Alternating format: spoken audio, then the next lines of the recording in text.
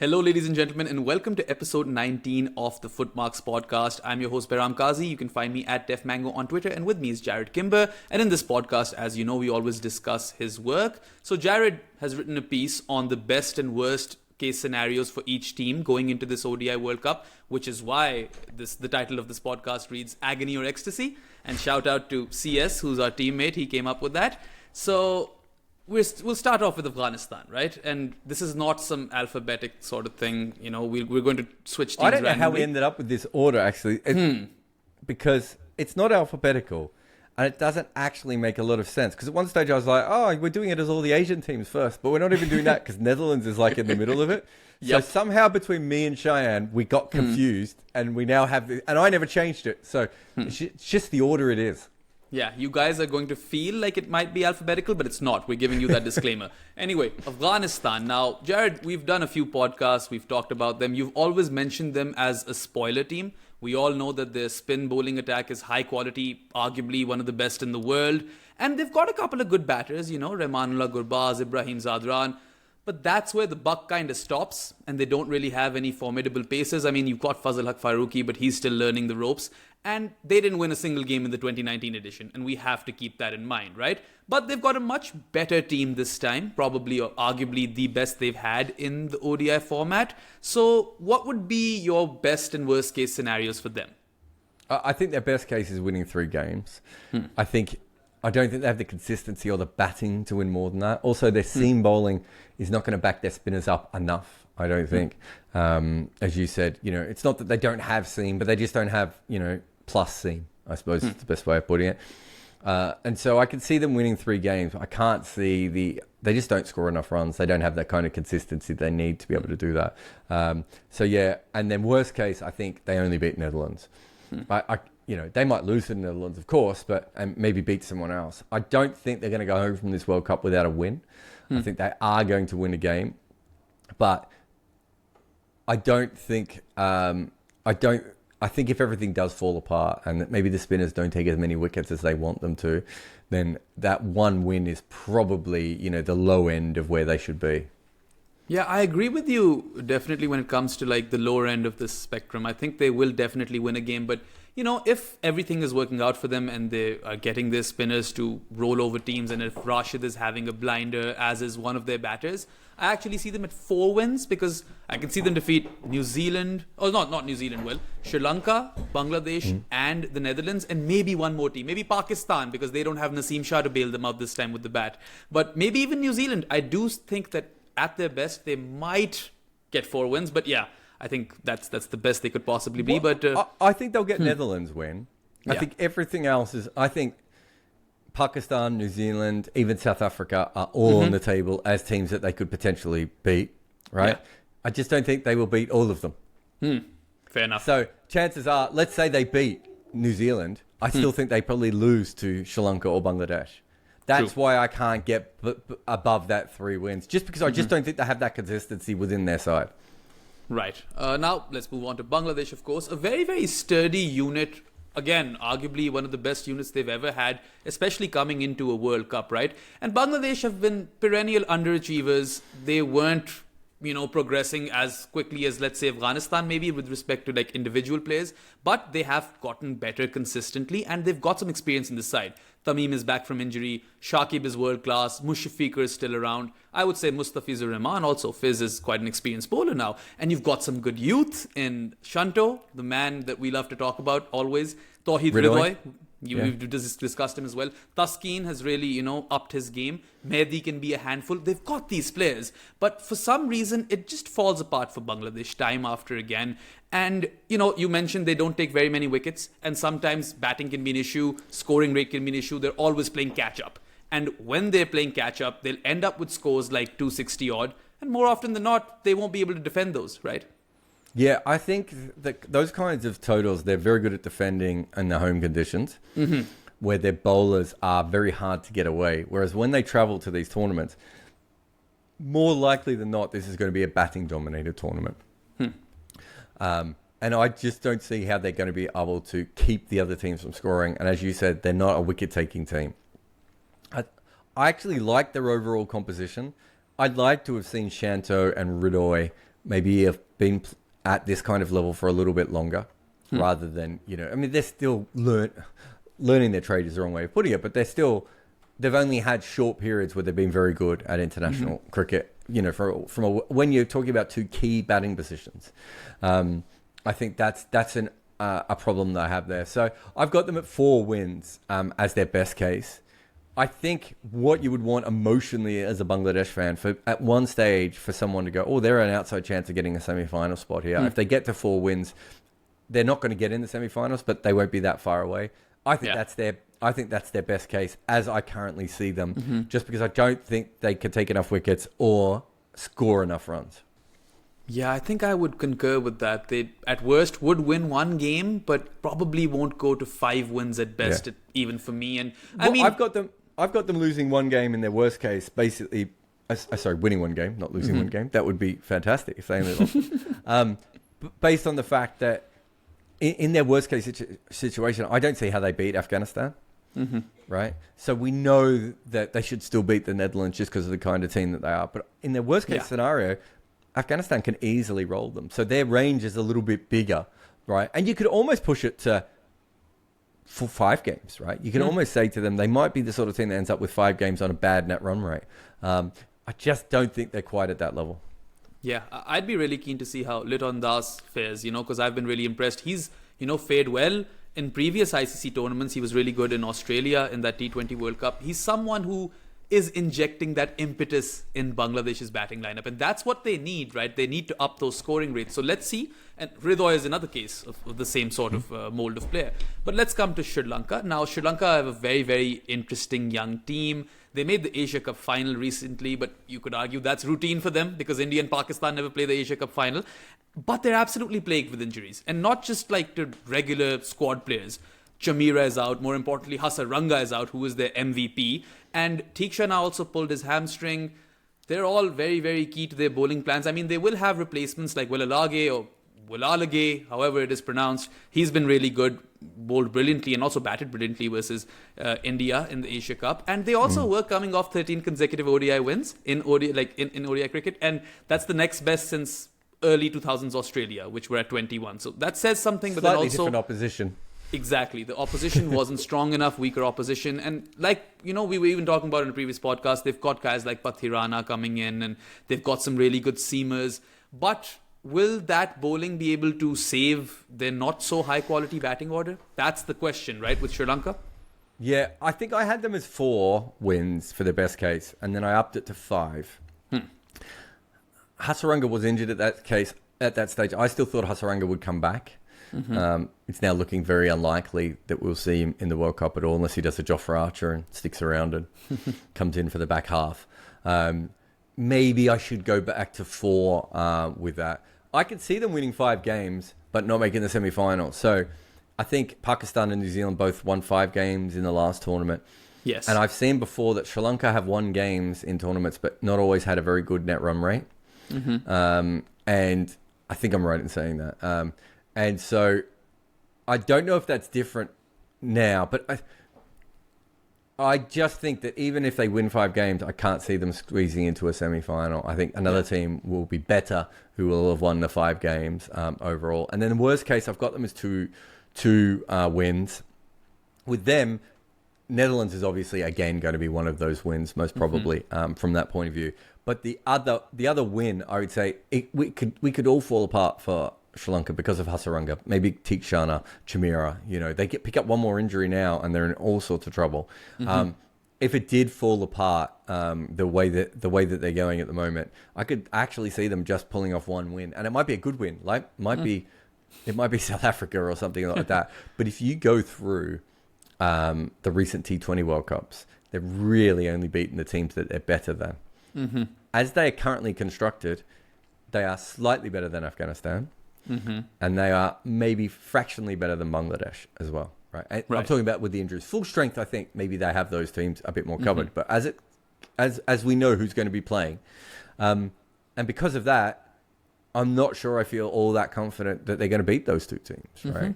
And so I'm more than happy to say that they should beat the Netherlands regardless, and they should at least pick up 1 more game. But I could see a situation where Sri Lanka only win 2-3 games in this tournament. And I don't think it would be that surprising to me. Yeah, I don't think that would be very surprising to me either. I do expect them to win a couple of games, like the Netherlands game and maybe one more game at their worst. But, had Hasaranga been around, you could make the argument, just Hasaranga, by the way, that maybe 5 and 6 was possible just because of the all-round utility and, magic with ball in hand.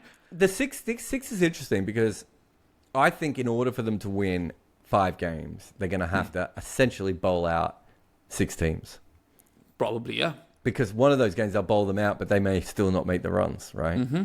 And so the reason I couldn't get to 6, and it's why I debated even 4, was how many times can they bowl teams out in this World Cup? Yeah. Right? Maybe if it's 5 times, they might win 4 games. And if it's 6 times, they might win 5 games, or whatever that may be. It's a really, really interesting one because I just don't think they can outbat. I don't think they can outbat anyone other than Netherlands and Afghanistan in this tournament. Every other team, it's going to have to be through striking with the ball, and it's hard to do once or twice. It's very hard to do a lot in a tournament. Yeah, no, that's fair. And also, one very recent example is that they did bowl India out, right, for 212 odd, and they failed to chase that. So that's going to be the Achilles heel, I feel. And yeah, not more than 4 wins, best case scenario for me as well. But I really hope that we get to see the best of Dunit Walalage. Anyway, moving on to the Netherlands. Now, great story. Love that they're here and super, chuffed for Dutch cricket. And it's been quite the journey. They've got some real talented players in that, right? Basteleda is a really, really skillful youngster. And that game that he played versus the West Indies, 120 odd in a 5-wicket haul like that. That's a dream ODI. Logan van Beek has been impressive. Paul van Meekeren will be a handful with the new ball. Their new ball bowling is actually very, very sturdy, as you pointed out. But they haven't really got much going for them otherwise. And also a lot of their players weren't available in the qualifiers and they will be available over here. So I'm not sure if they can, assemble an optimal team to maybe pull off a victory or 2. But, in their best, I'd say that they would be able to pull off a victory or 2. Yeah, I think the best case scenario should be 2 wins. I can't see any situation where they go beyond that. Their biggest problem is their schedule. They're playing a game in Dharamshala, which obviously would favour their seam bowling attack, but they're playing South Africa there.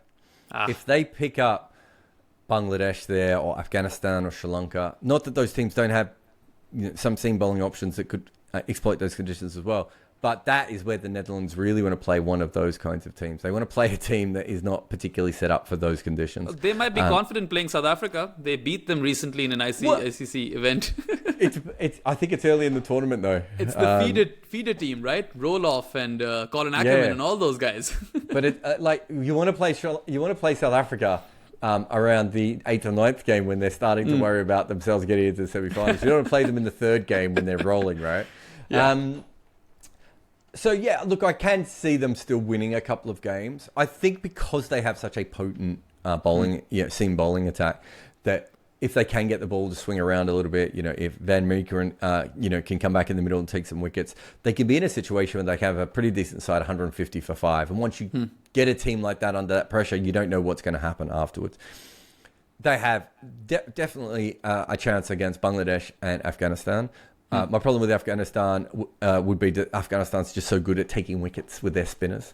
And that's why it's hard to find Netherlands a lot of wins in this tournament. It's a twofold problem with them. So we generally focus on one or the other with these teams. We've done this with Ireland before. Ireland don't bowl spin very well. Well, Ireland also don't play spin very well, right? Yeah. And Netherlands is in a similar situation.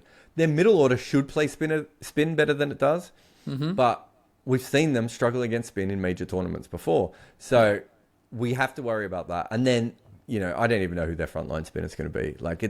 They've got so many spinners in that squad. They've got so many people in that squad who can bowl spin. I actually don't know how they're going to make up their final attack. But they're not going to have anyone who is an international frontline quality spin bowler at the moment. They might have players who might develop into that later, but they don't at the moment. There's a very big chance they go home without a win. It's unfortunate for them, because if this tournament wasn't being played in Asia, they deserve to qualify. It's not their fault that that's how it happened. But if the tournament wasn't being played in Asia, I think they'd have a really good chance of winning. Their best case scenario for me, if it was outside of Asia, would be 3 wins. Right? That's how much better I think they would be. and they could even win 4 wins in a tournament. If magic happens, let's not, we won't quite go into the magic realm at the moment, but if magic happens, they could even win 4 wins. Whereas over here, even 2 wins is maybe being optimistic for them.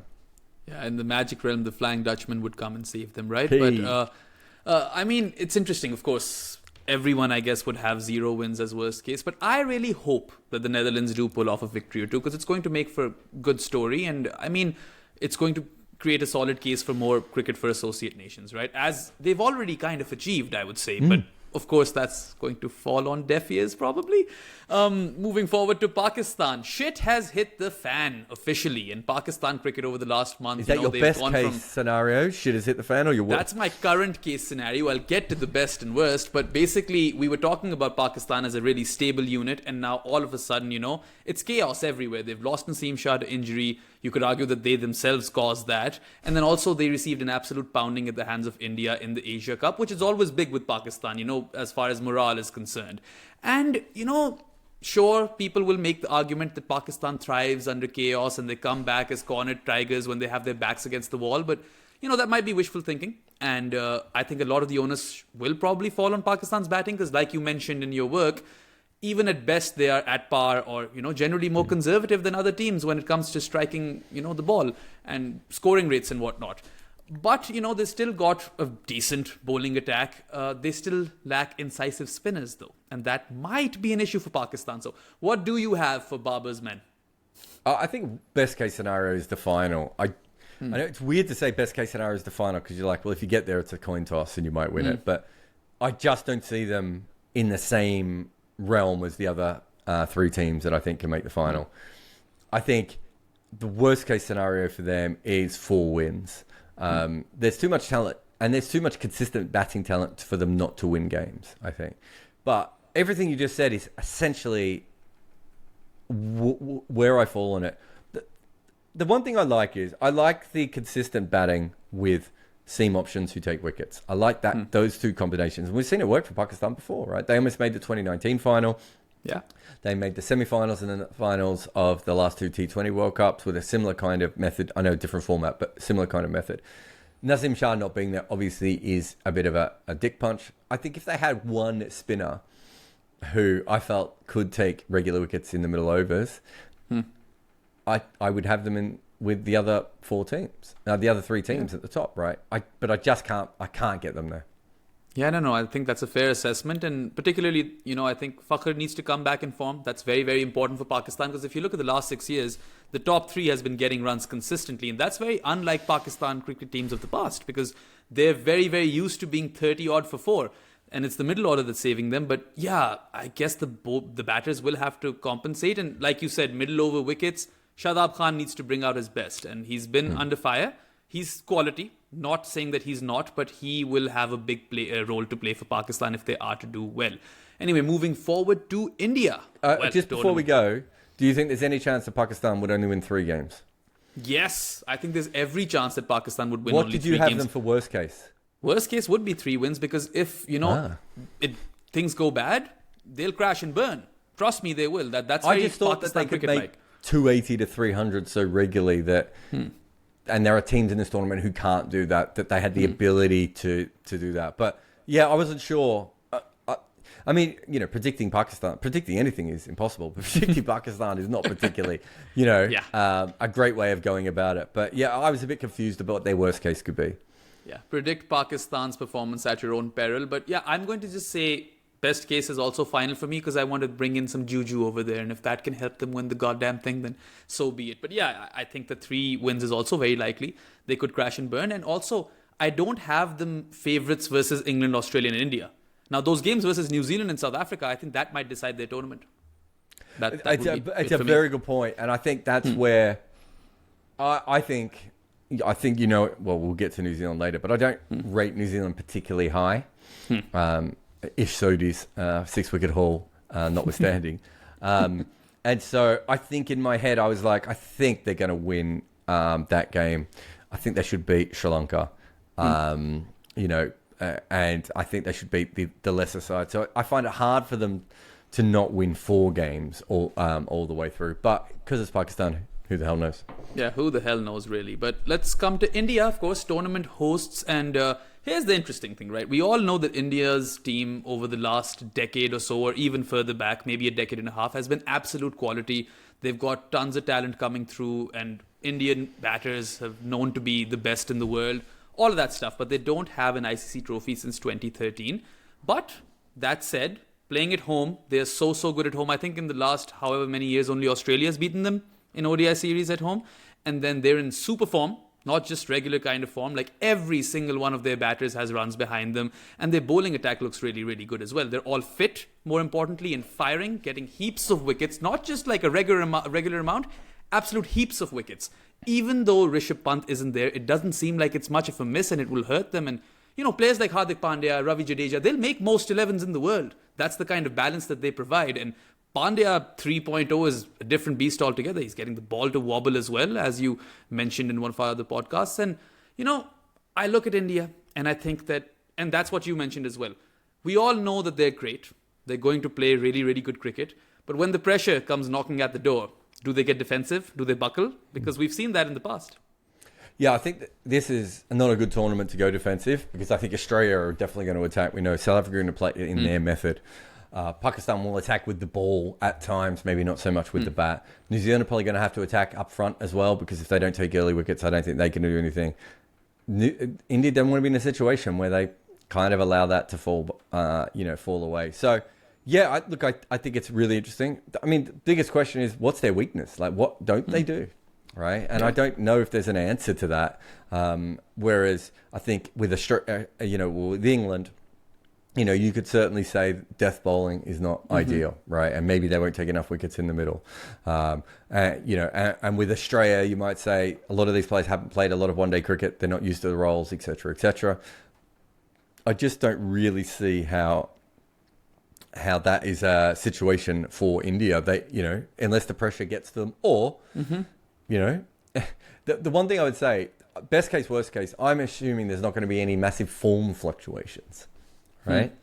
But as someone who looks into T20 tournaments, I know there are, right? And sometimes you turn up to an event and, your players just... I think it was Ross Taylor in 2019 or 2015, averaged 30 with the bat at number 4. Ross Taylor's been maybe the most steady number 4 in the history of ODI batting. And then in the World Cup, he just went through 5 or 6 games where it didn't work for him. You get 2 or 3 players like that. That's the only thing I could see other than India actually go back to the defensive methods and crap themselves a little bit. And it's going to be such an interesting tournament for them because they really didn't handle the pressure very well in Australia. How much is that pressure going to be amped up? They've lost again, and now they're at home. I don't. It's a bit like the whole South African thing. I don't know how you deal with things like that, right? I don't know how you help people with those sorts of things. Yeah, and I guess the best case for both of us would be win. Of course, India have all that it takes to actually go and win the tournament. But I wouldn't be surprised, Jarrod, if they go undefeated in the group stage and crash out of the semi-final. Because we've seen this. We've seen exactly this happen in 2015, if I'm not wrong. And in 2019, they had only lost to England. So there's precedent to that. Yeah, I think so. I actually think that their problems more come about in the finals when other teams are pushing harder. I don't think their problems come in the knockout games when everyone is like, well, if we lose this, we lose this. I think they're specifically their problems come about during that period where the knockout games come along. There's every chance that they have another good round robin tournament and they struggle in the fight. I think a lot is said about the New Zealand game, India-New Zealand game in 2019. Half an hour of bad cricket. That's how it goes. Yeah, and I don't think it was half an hour of bad cricket. And I think they were thinking about that wrong. I think we've seen this again and again. So I do think they can get caught out, but I can't see a situation where they don't qualify for the finals just because of how strong they are. Whereas I've got worst case scenario for some other teams of them also making the finals. But if you came to me with a set of scenarios that had happened, I'd be like, yeah, actually, I can see how they would potentially drop off and not make the finals there. Yeah, I don't see India crashing out before the semis either. And of course, like, I guess they will be the most interesting team to watch this World Cup, because since it's hosted by India as well, there are going to be a lot of eyes on them. And we all know how the Indian media is. So it's going to give us lots of fodder for our podcast. India's social media is worse than India media now, by a distance. Yeah. I mean, that's a solid shout as well. Anyway, let's move on to the Aussies, 5-time winners. And I mean, I was growing up watching cricket and hoping that Pakistan makes the final, because of course Australia is going to win the goddamn World Cup, right? Now, they have a great batting order. They're playing fearlessly, which is very, very important to note over here. And, you know, when it comes to their bowling attack, all of those pacers are potent and experienced, and that's what you want. Adam Zampa, on top of that, is one of the most underrated leg spinners in ODI cricket. And like I said, you know, they've got the history with all those titles. And even though Travis Head isn't playing, you'd say Australia is, you know, looking in good shape. Even though they've lost those 5 ODIs on the trot, first team isn't playing, all of that stuff. Can they add a 6th title to their trophy cabinet, which is littered with glory? Look, yes, the best case scenario is they win this tournament. And I think, I think their ability to have, they have a 7th bowler issue, but you know, they're not the only team in the tournament that is going to have that kind of issue, or 7th batter or 7th bowler kind of issue. I'm worried that a lot of their players aren't really experienced in the roles they might have to play in. And I include the bowlers. I mean, you talk about the fast bowlers and even the spinners. They don't actually play that much together. And quite often when their fast bowlers play together, they all get to do whatever they want because there's only 1 or 2 of them in the side, not all 3. If Mitchell Starc has the kind of tournament that he's had 2 times before, we've seen him bowl magnificently in the IPL as well before, that goes a long way towards them winning. But yeah, I think their best case scenario is they could certainly win this tournament. Again, I think there's a possibility that if everything fell apart somehow, that they wouldn't make the semi-finals. But I would say the worst case scenario for them at the moment should be making the semi-finals and bombing out. Maybe I could have been. Maybe with India, you say the worst case scenario is a semi-final, and maybe what you should be saying about Australia is that worst case scenario is 5 wins, and maybe they just miss out on the semi-final because of net run rate or something like that. But I can't see how they get less than 5 wins. So. And they should probably get 6 wins, right? Looking at how the tournament goes. Then they're, you know, certainly a semi-finalist there. But, you know, I don't think this is... I think this is a team that's played a lot of good one-day cricket with a lot of backups. England are doing the exact same thing. India maybe slightly differently, but again... a lot of these teams, it's like you're asking a lot of these players to suddenly be good at a format that they don't always play together in. Yeah. I mean, it's interesting, right? Australia is a fantastic case study because they're playing really attractive cricket. And I think that, yeah, of course, best case scenario is them winning it. Any tournament in cricket, Australia's best case scenario is always winning it. But I also see that possibility of them missing out on a semi-final appearance, because let's suppose one of those or 2 of those teams, which are New Zealand, Pakistan, South Africa, if 2 of those teams make it to the semis, then one of England and Australia is missing out, right? And those teams do have somewhat of a shout to make it to the semis, some more than others, but it's not unbelievable. And I think that Australia, how they play those big teams, and they generally always steamroll them, in those foreign conditions, which they haven't played under in the last month or so. I mean, right now, you can't really say that they're getting enough practice because a lot of those guys aren't playing, right? So it'll be interesting to see how they shape up. But moving on to England, defending champions, and you could argue that since 2015, they have revolutionized the white ball game, and even now red ball. But white ball, they've got it like locked down, and they've literally like changed it, right? Red ball, people may have a few debates over there. And of course, won the last cup by the barest of margins. Ben Stokes is back. Jason Roy is out because David Malan is in fine form. Jofra's injured, but that might not be that big of an issue. Plus, you think that he's going to play anyway. And they bat deep. That's the big thing. England will bat a particular way. They're going to absolutely go for the jugular, going to go berserk. And they're going to keep doing that deep into the order. And if you look at it, like Chris Wokes comes in at 8? And Chris Wokes is a very, very fine batter, right? And also a really good new ball bowler. And then you've got Joss Butler and Livingston, who, if they get going, well, good luck to the opposition. So what's the worst that could happen? Because they look surely like very, very strong. I find it hard to think they won't make the semi-finals just because I think the amount of runs that they can make consistently will mean that no one else will be able to... A lot of teams just won't be able to hang with them, right? And I think that's the biggest issue, that teams just will not be able to hang with them once they get their batting order fully together. I think in some ways they've got a more powerful batting lineup than the last tournament. I don't think it's as deep as they could possibly bat these days. And I also don't think they have very good death bowling until Jofra plays. And I don't think Adil Rashid and Moeen Ali are the combination they were last time. They also don't have the ability to throw Ben Stokes the ball. Probably won't have the ability to throw Ben Stokes the ball. So there's some weaknesses there. Yeah. Moeen stopped playing mid-tournament in 2019. I remember he wasn't in the knockouts and stuff. Yeah, and look, I think they don't have that... because of Ben Stokes, they don't have the kind of flexibility that they would have wanted. I just think that they can outbat so many teams that I find it hard to see they won't get in the semi-final. So if you were to say to me that maybe Australia's worst case is 5 wins, I kind of think that England, even if they had 5 wins, their net run rate is going to be so high from the scores that they're going to, and occasionally they will bowl teams out. But there are definite questions I have when it comes to the death bowling towards the end of the tournament. I'm not worried about their first 10 overs. But from overs 10 to 50, I just don't feel as confident as I did in 2019. Yeah, I mean, if Adil Rashid is somehow out for longer, I think there's a bigger issue over here. And then I can see them Even if he's in, I don't know if he's going to take a lot of wickets, man.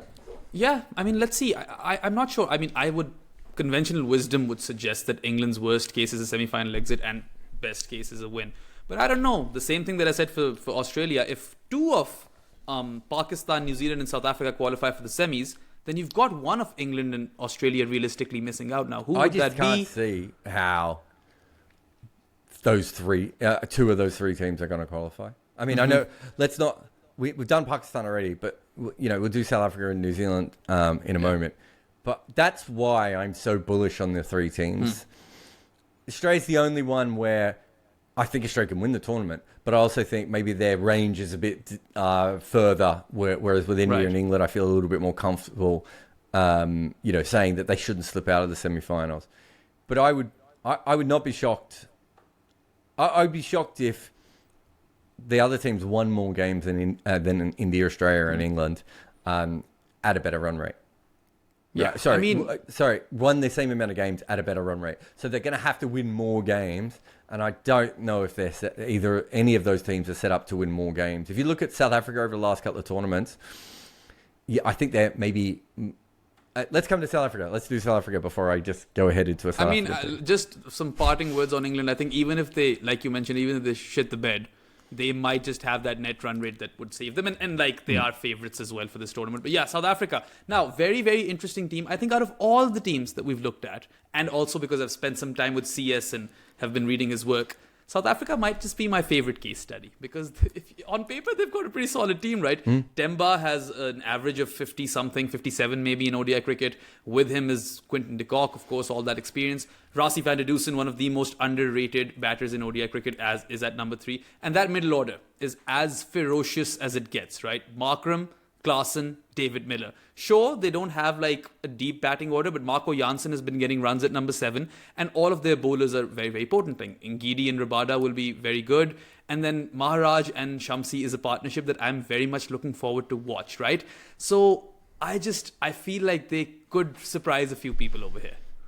Yeah, I don't know how many people they'll surprise. They're about 8-1 or 9-1, aren't they? I think they're the best value bet if you are a gambler for this tournament from that perspective. Look, I think their best case scenario is final. I think there's a couple of issues that we have with them. At one stage, they were playing a pretty strong team and they were struggling to qualify for the tournament, right? They have had, I don't want to say luck. Luck is the wrong way of putting it. But you should not be making as many runs from your top 6 as what South Africa has been making. My biggest fear of that is always Afghanistan, Sri Lanka, New Zealand, Pakistan, anyone in the semi-final, Australia. Well, but any of these teams have bowling attacks who can take more than 6 wickets against you, right? It's not like a it's not like a round robin tournament. It's not like a bunch of bilaterals, right? You're suddenly getting to the point where teams start to pick the guys who take wickets, and they have not been losing any wickets. It's a huge ask for them to suddenly get in that situation. So I can't see them as best case winning the tournament. It's not to say they can't win the tournament, because what we're trying to do is give you a range of where their upper level will be and where their lowest should be. You know, I mean, Sri Lanka might not win a game, right? Yeah. You know, and Pakistan might win the tournament. What we're trying to do is give you a realistic range of where we think these teams will go. I think because of that batting luck, and also because I don't think their bowling has been... If you're picking essentially 5 frontline bowlers and you have the bowling talent they have not been bowling particularly well. They should have been bowling way better than they have been. So I have concerns with them. But I think of the non-Asian teams, you know, the spin bowling attack is fantastic. And then I really do like that from Rassie all the way down to David Miller. Openers, whatever. But from Rassie down to David Miller, I love all of that batting. I love what those guys do. I love the way they've been going. And generally, when we come to a tournament like this, and South Africa quite often have shallow batting lineups. It's not the first time we've seen it in one of these tournaments. They usually have shallow batting lineups, but they don't usually have their top 6 batting the way they are. And that's the one thing that goes back in their favour. That's why I have them above a semi-final chance, and I have them as a final chance. And then the worst case scenario, as my phone goes blank and I can't remember what I said, is 4 wins, right? I can see a world where things just unravel and they lose a bunch of wickets and they only win 3 times. But realistically, I think with their batting and their ability to put on incredible partnerships, I think that's where they'll break some of those, Sri Lanka, New Zealand,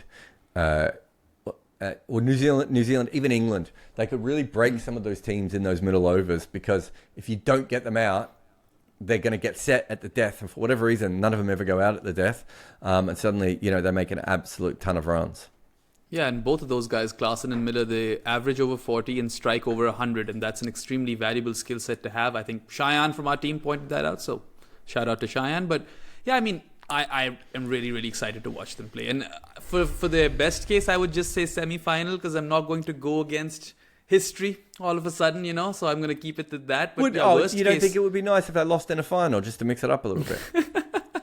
I would really shed a tear for them, even maybe. If they make the final, then I'm with South Africa. If they get over the semi-final hurdle, even if they're playing Pakistan in the final, screw it. I'll back South Africa.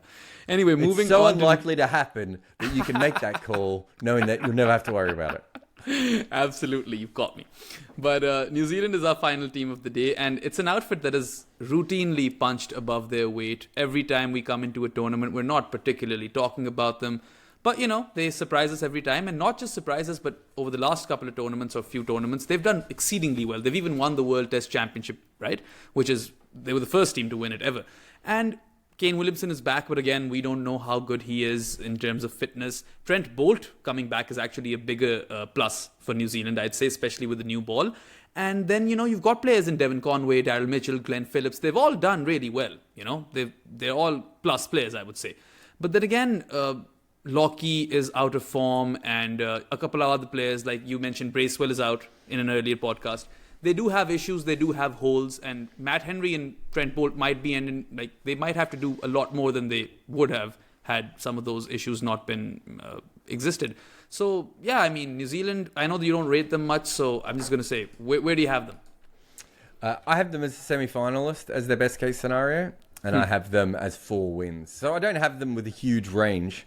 You could argue that I probably think they're going to be 5 or 4 wins. I don't see them slipping massively, but I also don't think... the problem is... That was a weird noise I just made, but the problem is that we always underrate New Zealand, right? Yeah. And if you go back to the 2019 World Cup, I was thinking about this the other day, it actually makes sense to underrate them because we thought it was going to be a batting tournament. And because of that, all the one-day cricket had been played in England for a long time had been batting dependent. And then we go there, and it's actually more of a seam bowling tournament. And of course, they have a bunch of seam bowlers and, dominate from that perspective. this tournament is probably going to be batting/spin bowling tournament. And they don't have... We don't actually even know how good their batting is going to be because we don't know what Williamson is going to do. Yeah. We don't know what Young is going to do. Phillips may still be... He might not be ready. Chapman may not be ready to take over. So we don't know how good their batting is going to be. This isn't Williamson in full form with Ross Taylor behind him. We can just be like, great, we'll just mark that down then. Martin Guptill isn't in the side. Like, there's a lot of players that usually carry a lot of this load that are not there. Daryl Mitchell is a plus, but it's maybe not enough to cover everything else. But my bigger issue is that I just don't think that they have the ability to take wickets between overs 10 and 40.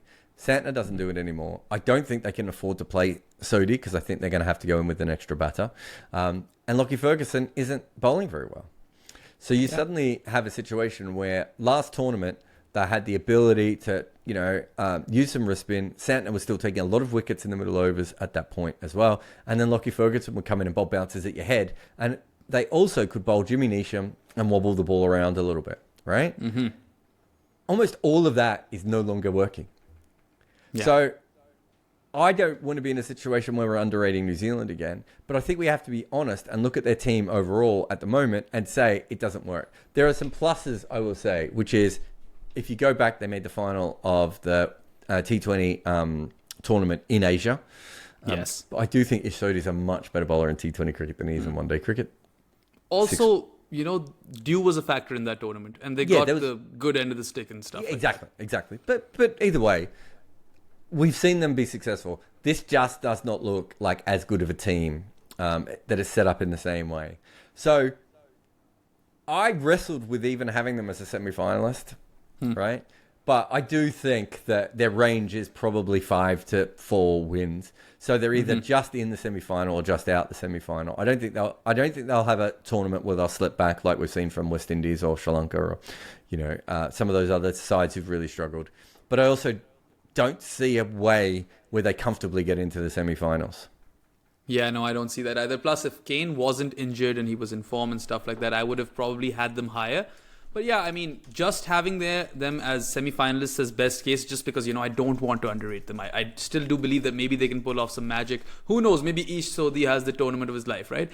You never know these things. But I was speaking to Matt Henry earlier in the year, and he seemed really, really confident. And he was also telling me how in 2019 he was bowling at Kent, and that helped him prepare really well for the World Cup. He's been bowling a lot for New Zealand this time around, right? He's been their premier pacer. So I think if he's a fantastic there's ever bowler. a time to shine for Henry, it's now. There's one thing I would say that made me want to give them extra wins. And it's that they're playing, is it 2 games or 3 games? I think they're playing... In Dharamshala. Yeah, they're playing Australia and India in Dharamshala, right? And I think that takes those games from pretty much, not certain victories, but Australia and India would have been massive favourites, I think, going into those games, had they been played on any other surfaces. I think this does bring New Zealand in, and it allows them to nick a game. But the problem is that I do think there's going to be a game against someone like Bangladesh or Pakistan, who just their middle order have the ability to just knock the ball around and then score a little bit, and then one of their bowlers gets on a roll and New Zealand struggles. So there's a part of me that's like, on paper, they should lose those 2 games against India and Australia without a win. But because it's in Dharamshala, there is a possibility they might be able to steal a win there. But I just feel they'll lose a game somewhere else. Yeah, I mean, they definitely do seem a little low on quality compared to New Zealand teams of the past. But one thing I know for certain is that there'll be a brilliant fielding team, and that might get them a few wins, right? Anyway, that sums it up. We've gone through all the teams. Anyone who was listening or watching, let us know what your highs and lows and, best cases and worst cases are for each team. We'd love to know. And thanks to everyone who was tuned in, and to Jarrod for giving his time. We'll catch you again next week with episode 20 of FootMarks. Till then, that's all. Goodbye.